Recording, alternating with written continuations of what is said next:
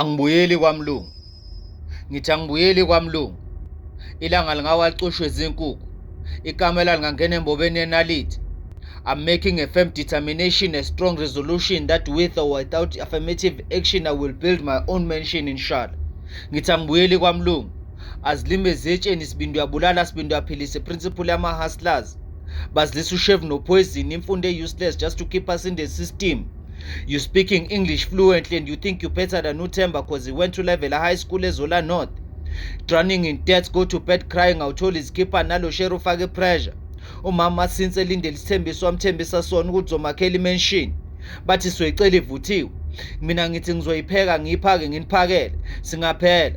Ngithi angibuyeli kwamlungu. Mangazimisela ngizikhandle ngizinikele ngizovuna engikutshalile.